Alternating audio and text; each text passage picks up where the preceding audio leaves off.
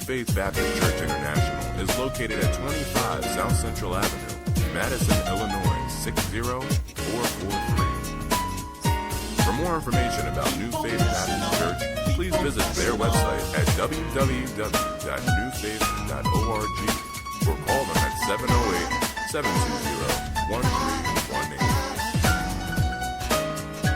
708-720-1318. Welcome back to the Let's Stay Together Talk Show. Your next stop, the McCain Train.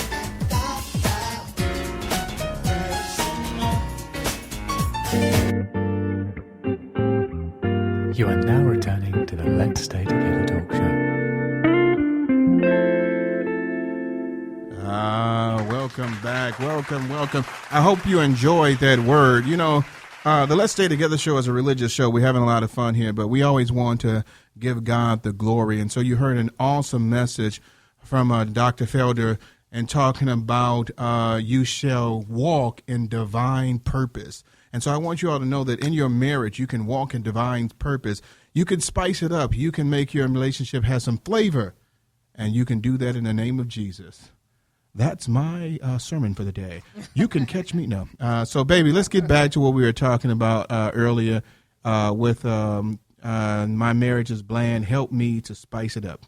What you got over there? We're going to take it into the bedroom here, and I'm going to address this to Miss Eaton. How can you address your spouse if you are bored in the bedroom? I always suggest that when you want to talk about something that needs improving, something you're not necessarily satisfied with, that you begin the conversation with what you are satisfied with.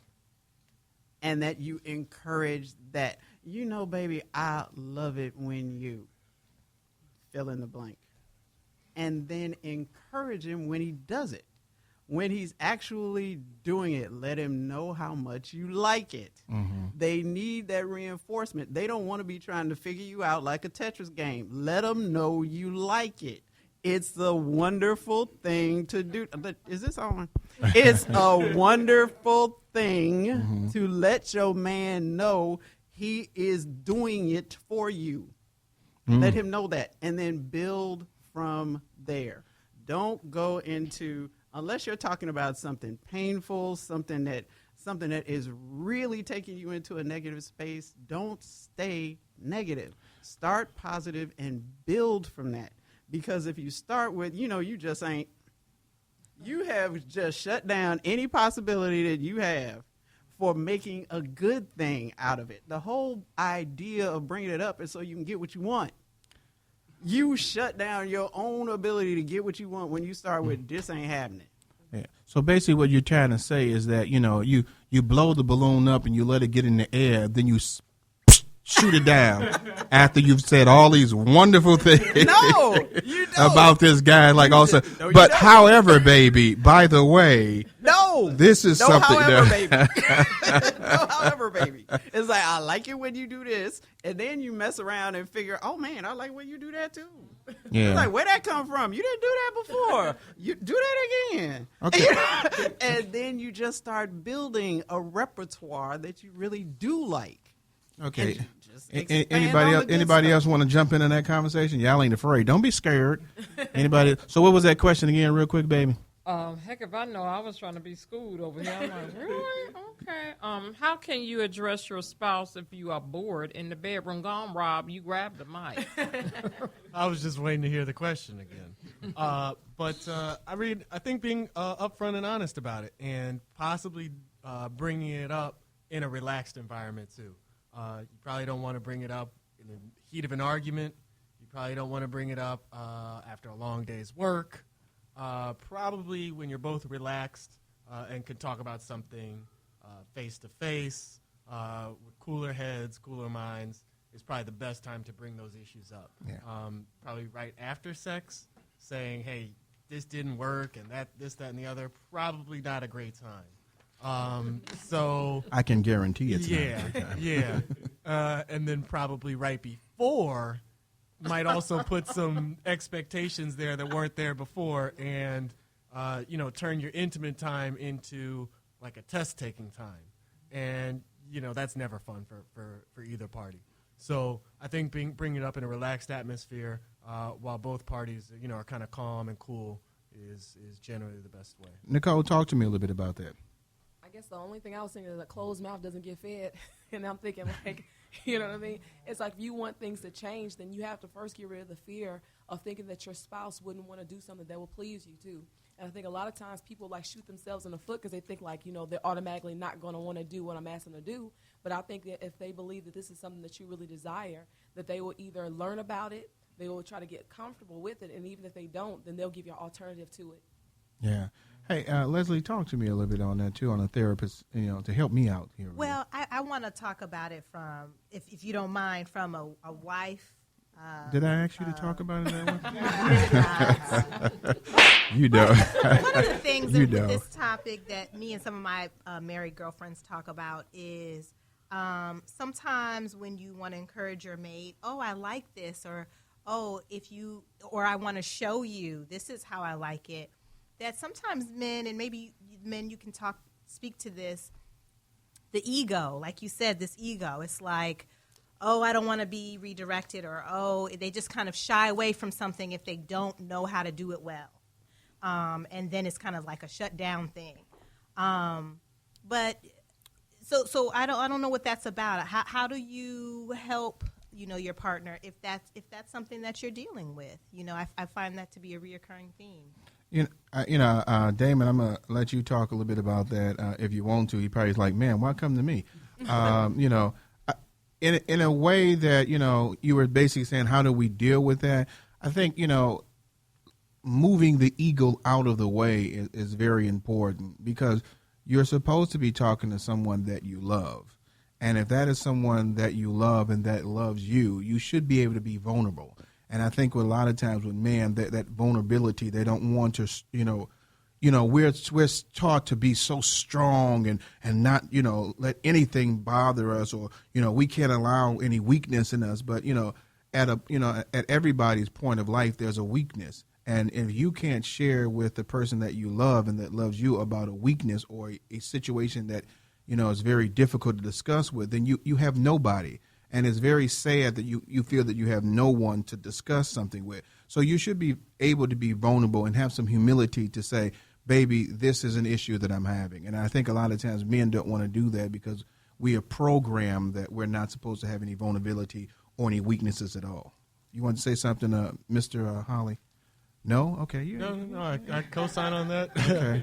I think you said it well. Thank you. I appreciate it. You coming back, man. I'm telling you. Damon already know. Damon been, what's this, your third, fourth? I don't know. How many times y'all been on with it? Third. No, my second. Okay. Third. Yeah. Third. 3 times. And you and that crazy wife over there. That girl she be having these little things on Facebook, boy. She just be acting. I mean, she remind me of Carol Burnett. I don't know if you remember who Carol Burnett is. She can do so many different. Yeah, she can do so many different acting things. If y'all looking for somebody that can do some acting, Nicole, she just, and the thing about it, the kids just as well. They get into it too. Right. Mama, ain't it our turn? We want to, they I don't know how you deal with it, man, because you can never know if they're telling the truth or not, because they always acting. But go ahead, baby. Since you brought up kids, how can you have a satisfying sex life when life interferes, such as stress, children, money, issues with your job? So go ahead, Damon. Take that away. He like, I don't want to answer that question. Well, I would say, those are definitely the things that make it a challenge. And, myself, sometimes I have to actually, I guess, kind of like take a step back and really, because, sometimes I get caught up in, okay, I got to do this, I got to get this project done, and we're like, just moving fast, and it'll be certain points where we just have to like slow down and make that connection, or make, every night, regardless of like, what me and her are doing, because we're doing a lot of stuff, we always like talk about our day, talk about everything that happens, when, me or her get in. And so let me ask you this: how you deal with the kids there, though? I mean, so now and you Nicole done figured out that you're a little bit antsy, so she already said what she does, and now the kids are there. How do you handle that? Yeah, I mean, they old enough now. I mean, our bedroom door got a lock on it. Okay. So that's what Netflix, DVDs. Right. Watch this. Watch one of those. Mommy and Daddy has to help Mommy with something. Right now.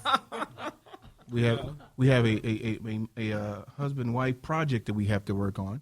That's it's a lot of times it can be very difficult for some people when they have young kids, Leslie, that they don't know necessarily how to respond when the kids are there because sometimes Damon, this probably never happened to you all, but the kids, boom, boom, boom, boom, mommy, what y'all doing in there?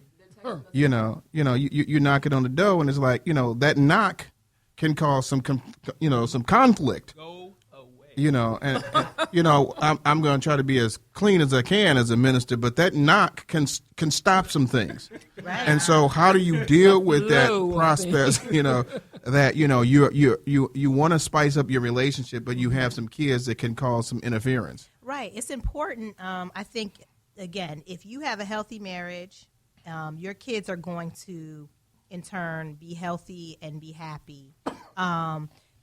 Whatever you guys do and produce is going to reflect in your children. So letting your children know that mommy and daddy need quality time, that mommy and daddy need this time together, that you guys are a united front, that you guys are a team, is not an issue. You should let your kids know that. You should let your kids know that mommy and daddy need time for mommy and daddy to be alone, to spend time together. And kids will see that, and it'll be a good thing for them. I see a lot of couples that come in when they have children, and they're still sleeping in the bed. These kids are 5, 6, 7, and they're still in the bed, and it just completely ruins a marriage. It's important to remember that your partner is, your best friend. Your children, are a product of being with your best friend. Exactly, a product of being with your best friend. But really, if you are taking care of each other, everything that comes from that will be positive and be healthy. So that is the priority. And just to piggyback off my wife's comments too, I think also we don't need to know she's your wife. Go ahead. I think it's also important to know that inevitably sometimes will come up when the children may interrupt something that's going on. I think it's important for husbands and wives to not just let that be the end of it. Now, granted, you need to make a conscious effort to say, hey, this happened. The diapers need changing, kids were crying, something, somebody knocked something over. But we're going to get back to this in a little bit and follow up on that. Yeah. Because, Rob put a little bass in that voice.